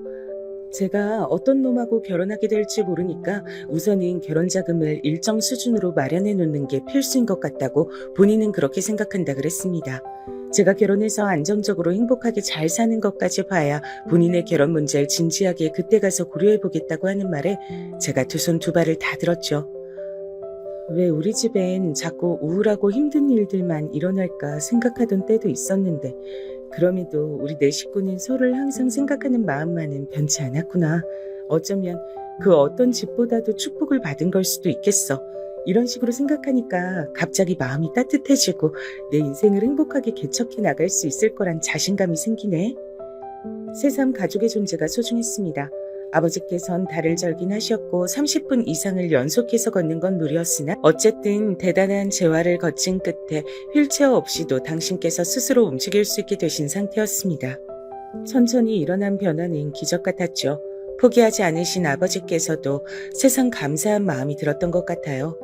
한결같이 엄마를 향해 고마움과 미안함을 동시에 표현해 오신 아버지께서 계셨기에 엄마 또한 힘든 걸 힘들다 하지 않으시며 굳건히 버티고 일을 하셨던 게 분명했고요. 제가 직장 동료의 조언을 듣자마자 엄마께 식당 일을 그만두라고 강하게 말씀을 드렸던 것, 그것은 가히 신의 한 수로 밝혀졌답니다. 일을 완전히 그만두시고 난 뒤에 받아보셨던 건강검진에서 큰 이상이 발견됐기 때문입니다. 만약 계속 일을 하고 계셨다면 혈관이 막혀 크게 잘못되실 수 있었어요. 그런데다가 초기 암 환자이시기도 했습니다. 무사히 조치를 취해서 엄마께서 나으실 수 있었던 것에 온 가족이 가슴을 쓸어내렸죠. 치료를 다 받으신 뒤 엄마께선 자꾸만 뭘 하려고 드셨어요. 일을 안 하니까 어색하다고 하셨습니다. 그냥 편하게 쉬면 좀이라도 쑤셔요. 아버지랑 규칙적으로 산책 다니는 코스라도 만들면서 지내세요. 아니, 사실은 그게 아니고 쉬면 불편해서 그래. 그 말씀에 눈물이 핑 돌았습니다. 이런 면에서 오빠와 엄마 두 사람이 닮아 있었어요. 왜 불안해요? 자식들이 둘 다 직장 다니는데 뭐가 불안하세요? 그래도 아직 물가에 내놓은 자식들 같아. 둘 다 결혼을 아직 안 했으니까 그런가? 마음 같아선 둘 다 얼른 결혼을 했으면 싶지만 욕심은 안 부리련다. 뭐든지 욕심이 과하면 안 되니까. 그리고 나나 네 아버지가 너희들 결혼에 걸림돌이 될까봐 미안하고 민망해. 걸림돌이라니 말도 안 되는 소리였습니다. 오빠가 제가 먼저 결혼하기 전까진 절대 결혼 안 한다고 한 걸 부모님도 아셨어요. 직장 동료가 자기 언니와 결혼 중에 자기를 고른다는 말처럼 전 우리 가족과 결혼이란 선택지가 있다면 무조건 전자였죠. 특히나 부모님을 낮잡아 보는 남자라면 차라리 안 만나는 게 낫고요. 그래서 결혼이 간절하지 않았고 다만 부모님께서 자식이 결혼하는 모습을 보고 싶어 하시는 게 마음에 걸렸죠. 그런데 저의 조건을 비웃지 않으며 저와 결혼하고 싶어하는 남자가 생길 줄은 몰랐습니다. 건너 지인을 통해 처음 인사를 나누게 됐을 때까지만 해도 설마 결혼하게 될 거라고는 상상을 못했어요. 남편은 객관적인 조건이란 것에서 하나부터 열까지 다 절 월등하게 앞서는 사람이었거든요. 그래서 결혼은 무슨 연애 이응자도 머릿속에 안 그려봤건만 인생이란 건 알 수 없었습니다. 남편은 인상도 그렇지만 매사에 무미건조했고 세상사에 먼 거 관심도 없어 보였어요. 따로 좋아하는 건 축구 보는 거, 축구 게임하는 거 두 가지뿐인 듯 했고요. 이런 남자가 저와 결혼을 원한 것에 배경이 있었다는 것을 알게 된 건 결혼 이후였습니다. 어쩌다 보니 번갯불에 콩 구워 먹듯이 하게 된 결혼이라 이전엔 이유를 알 길 없었어요. 참고로 결혼 얘기에 부모님께선 반색하셨고 제가 결혼하면서 딱히 돈 크게 안 들어갈 것 같다니까 오빠가 화들짝 놀랬죠. 결혼이 금방 진행됐습니다. 전 이전에 남편이 만났던 여자가 있었는데 결혼 직전까지 갔다가 파혼했더라고요. 남편 여동생, 즉 저의 시누이가 그 이유를 제멋대로 나불거렸습니다. 그 언니는 싸가지가 바가지였어요. 아주 약간 사는 집 딸내미였거든요. 그래봤자 원래 부자는 아니고 벼락부자, 졸부주제에 고상한 척은 얼마나 하던지. 그분 성격이 별로라서 파혼까지 갔던 건가요? 말도 마세요. 신혼집 매매 아니고 전세로 구했다고 지랄지랄. 30평대 아니고 20평대라고 지랄지랄. 예식장이 호텔이 아니라고 지랄지랄. 결정적으로 혼인신고 안 하고 살다가 애 생기면 그때 혼인신고할 거고 수 틀리면 이혼하겠다 그래서 그 지랄지랄만큼은 못 참은 우리 엄마가 난리 나신 거죠. 그 언니한테 세게 한마디 했다가 그거 갖고 또 그 집안 식구들이 눈 뒤집고 시끄럽게 돼서 하여간 그러다가 파혼했던 거예요. 과정이 그러했으니 파혼하기 전에 감정은 식어 있었고 남편은 그 여자에게 질릴 대로 질린 상태였다고 합니다. 그런데 절 보자마자 이 여자다 싶어 바로 결혼까지 해버린 것이었죠. 전 남편이 그 여자와 살려고 준비했던 신혼집에 들어와 살고 있던 거고요. 당연하게도 시댁은 친정보다 형편이 넉넉했는데요. 시부모님께서 이혼하셨고 시어머니 혼자 남편과 시누이를 키우셨기 때문에 시아버지께서는 안 계셨습니다. 남편이 고등학교 때의 일이었고 그 이후로 시아버지께서 돈은 매달 보내오셨다 그랬어요. 이혼 사유는 시아버지의 바람이었고요. 근데 시아버지께서 바람이 난 상대가 시어머니의 지인이었다고 합니다. 마치 어느 유행가의 가사처럼 잘못된 만남이었던 거예요. 물론 이 이야기도 시누이가 나불거리는 바람에 알게 됐던 거죠. 시어머니께선 경직된 가풍 속에서 자라셨던 분이기 때문에 배우자에게 외면받고 이혼까지 당했다는 사실을 무척 수치스럽게 여기셨고 실제로 당신의 친정 식구들에게 거센 질타를 받으신 뒤 충격에 빠져 한동안 병원 신세를 지신 적도 있다 그랬어요. 남편은 본인의 모친을 무척 불쌍하게 생각하는 듯 했습니다. 일명 마마보이 기질이 있는 듯 싶었네요. 나는 네가 없이 사는 집안이라 오히려 고분고분해 보이고 좋더라. 거만한 거, 거드름 피우는 거 딱 질색이야. 시어머니께서는 노골적으로 절 며느리로 들이신 이유를 말씀해 주셨습니다. 제가 남편과 파혼했던 그 여자와 다르게 배경이 허접해서 고분고분하고 순전적이고 찍소리 안 할 것 같다는 게 이유였죠. 참고로 시어머니께선 꾸준히 점집을 다니셨는데 거기서 남편이 반드시 그 해에 결혼해야 한다는 소리를 했다고 합니다. 그래서 파혼 이후에 저와 얼른 결혼시키셨던 거예요. 점집에 갖다 바친 돈이면 외제차 한 대는 기본으로 뽑는다는 시누이의 얘기에 제가 기절할 뻔했습니다. 한두 푼 벌고 모으는 거 너무나도 힘들고 간절하게 해온 저였기에 그런 식으로 거액을 쓰는 건 상상도 안 됐어요. 이런저런 남편은 신기했죠. 본인과 너무 다른 사람이 저였으니까요.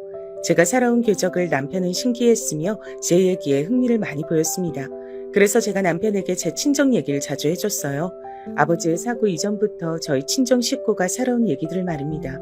하지만 남편에게만 얘기했을 뿐인데 설마 그걸 시어머니와 시누이가 모두 알고 있을 줄은 몰랐어요.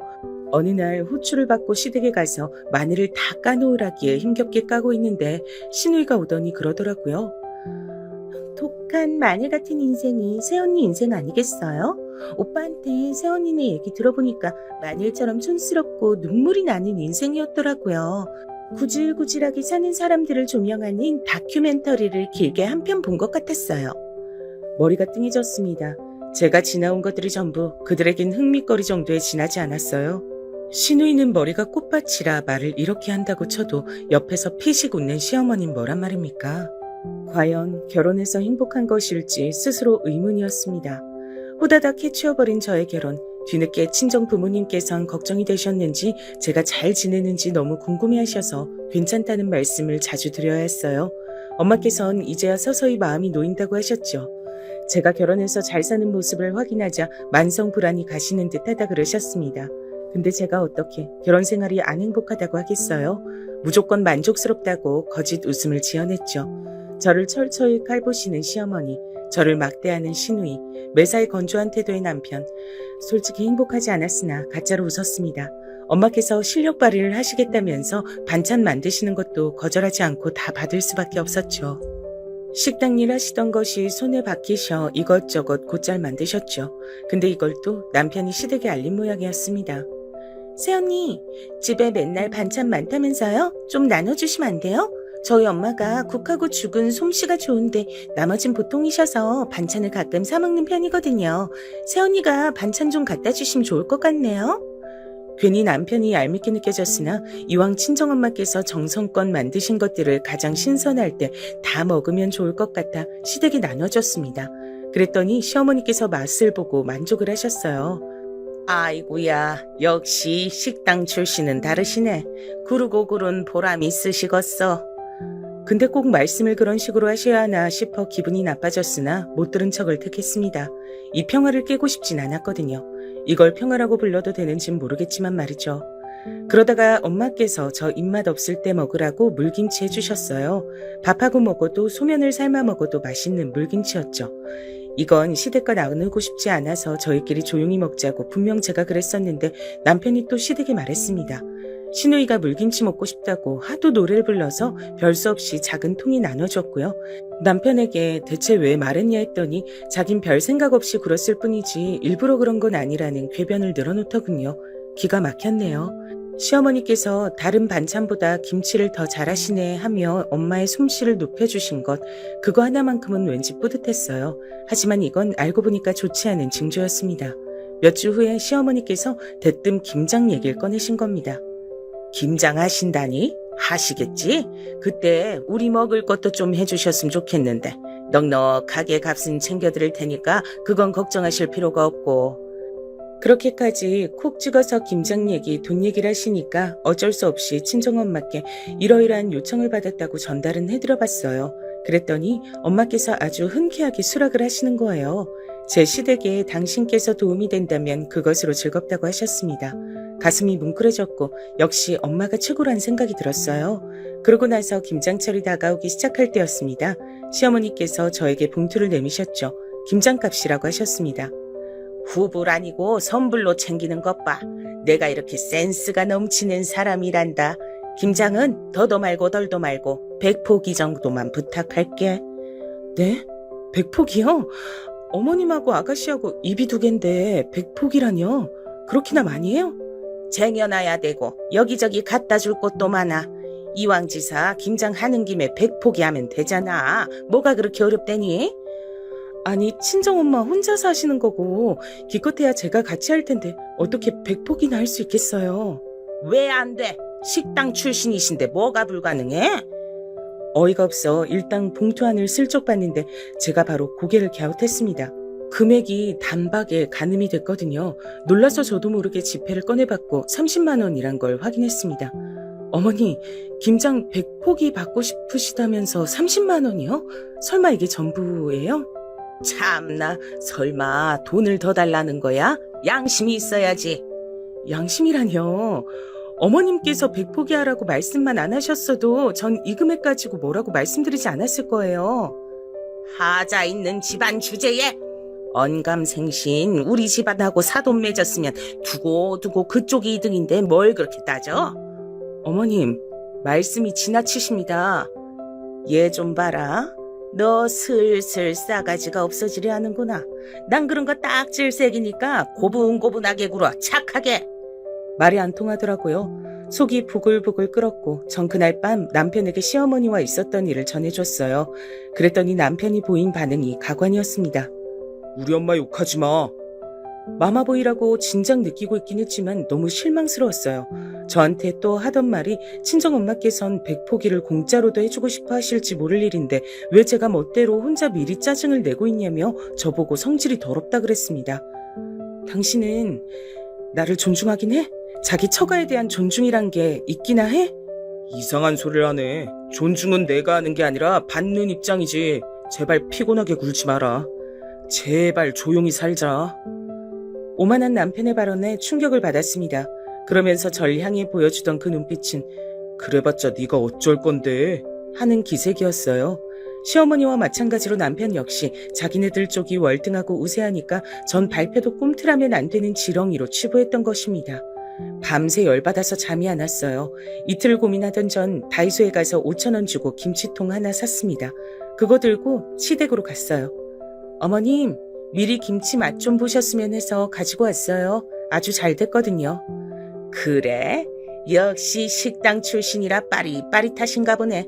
구르고 구른 사람은 역시나 달라. 맛보기 김치까지 준비하다니 시종 기질이 다분하시구나. 너무 마음에 들어. 시어머니께서 즐거이 콧노래를 부르시며 제가 식탁에 올려놓은 김치통을 열어보셨죠. 그리고 그 안에 든 길에서 주운 커다란 돌 2개와 제 도장이 찍힌 이혼 서류를 보시곤 말문이 턱 막히셨습니다. 잠시 후 분노의 비명을 시어머니께서 내지르신 탓에 방에서 자고 있던 시누이가 비몽사몽해서 나와봤고 이혼 서류를 확인한 뒤에 놀라서 함께 비명을 지르더군요. 그 모습을 보며 전 뿌듯하게 신발장으로 향했어요. 역시나 이혼을 당하신 것에 트라우마, 콤플렉스가 있던 시어머니께선 이혼에 저토록 충격을 받으실 줄 알았습니다. 예상대로인 것에 웃음이 나왔네요. 이혼? 이혼만은 안 돼. 네가 뭔데 건방지게 내 아들하고 이혼을 하겠단 거야? 감히? 저한테 하신 짓 보면 충분히 이혼 사유가 될 것 같던데요. 그러니까 그냥 깔끔하게 이혼하는 쪽이 서로에게 편할 것 같습니다. 소송으로 가면 너무 구질구질하잖아요. 시어머니께선 제가 괘씸해서 미치려고 하셨고 시누이가 저한테 당장 잘못을 사과하라며 소리를 질러댔습니다. 상대할 가치조차 없었죠.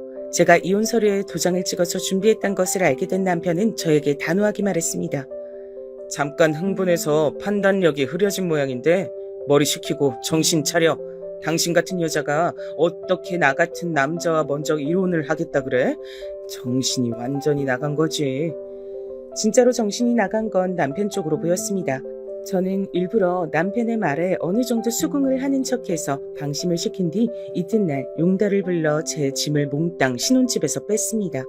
이혼을 결심한 것, 신혼집을 나온 것, 전부 친정 식구들 앞에서 고백하게 됐죠. 섣불리 결혼을 해서 이런 상황을 만든 것이 부끄럽다고 진심을 다해 말했습니다. 그러자 부모님과 오빠 모두가 눈물을 글썽이며 고개를 저었어요. 아니야, 우리 딸 미안해하지 마. 넌 늘 잘해왔고 잘못한 건 없었어.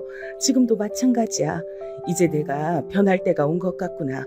더 이상 자식들의 결혼 문제로 일이 일비하지 않으련다. 너희들은 살고 싶은 인생 마음껏 살아. 부모 눈치 보지 말고 부모 우선시하지 말고 너희가 진짜 주인공인 인생들을 살아라. 엄마께서 그렇게 말씀하셨을 때 아버지께서 웃으며 고개를 끄덕여 주셨고 저와 오빠는 서로 마주보며 앞으로 각자 더 열심히 살겠다고 다짐했습니다. 제가 뒤도 안 돌아보고 떠나버린 것에 남편은 거품을 물었었죠.